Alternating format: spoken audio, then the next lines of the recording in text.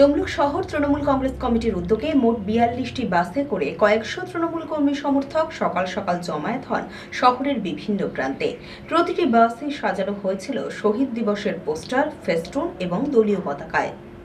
২১শে জুলাই শহীদ দিবসের কর্মসূচিকে ঘিরে তৃণমূল কংগ্রেসের ডাকে ধর্মতলায় শহীদ স্মরণে অংশ নিতে সোমবার ভোর থেকেই হাজারে হাজারে মানুষ রাজ্যের বিভিন্ন প্রান্ত থেকে রওনা হয়েছেন। পূর্ব মেদিনীপুর জেলার তমলুক থেকেও এদিন দলের উদ্যোগে এক বিরাট মিছিলের আকারে রওনা দেন কর্মী সমর্থকেরা।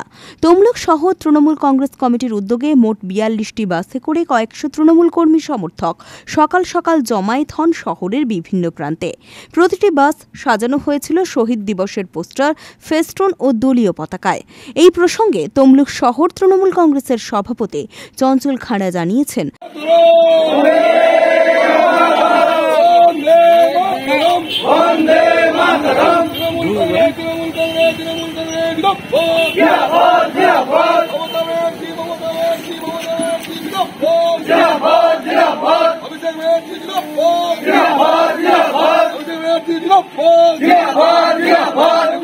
সমাবেশে দলে দলে যোগ দিন, ধর্মতলার সমাবেশে দলে দলে যোগ দিন, মমতা ব্যানার্জির সমাবেশে দলে দলে যোগ দিন,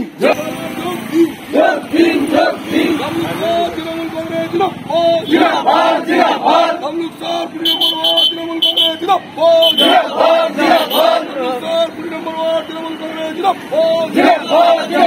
মমতা বন্দ্যোপাধ্যায় সমাবেশে দলে দলে যোগ দিন, অভিষেক বন্দ্যোপাধ্যায় সমাবেশে দলে দলে যোগ দিন,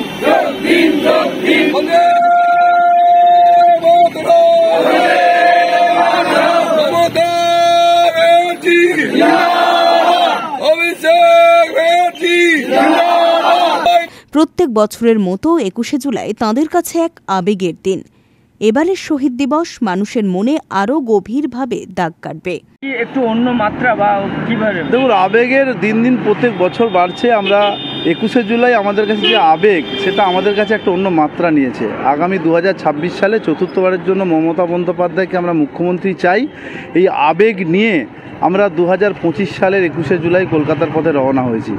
আমাদের তমলুক শহর তৃণমূল কংগ্রেস কমিটির যে ২০টি ওয়ার্ড আছে, ২০টি ওয়ার্ড এবং আমাদের শাখা সংগঠন, আমাদের শ্রমিক সংগঠন সব মিলিয়ে আমাদের প্রায় ৪২টা বাস আমাদের তমলুক শহর থেকে কলকাতার উদ্দেশ্যে রওনা হয়েছে। আমরা সমস্ত ওয়ার্ড পরিদর্শন করছি।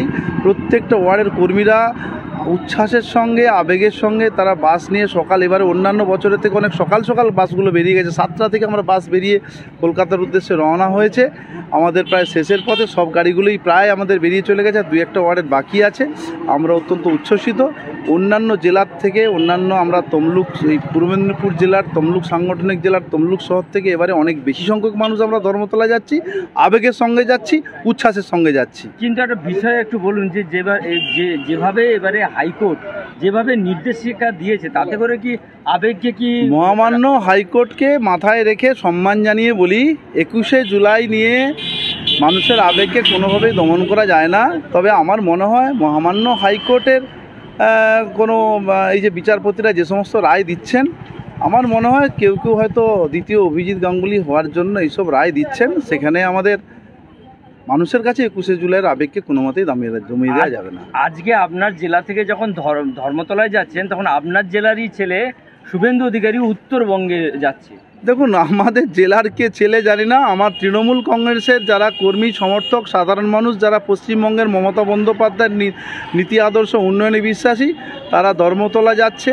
আর আমাদের জেলার বিরোধী দল যারা করবে, তারা মমতা বন্দ্যোপাধ্যায়কে কালিমালিপ্ত করার চেষ্টা করলেও কোনোদিনই তাতে লাভ কিছু হবে না।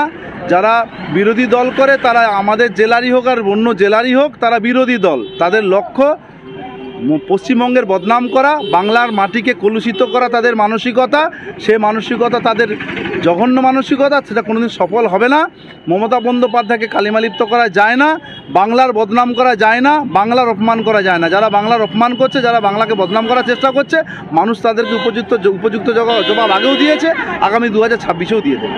আপনার নাম? জয় বাংলা, তৃণমূল কংগ্রেস কমিটি জিন্দাবাদ, তমলুক শহর তৃণমূল কংগ্রেস জিন্দাবাদ।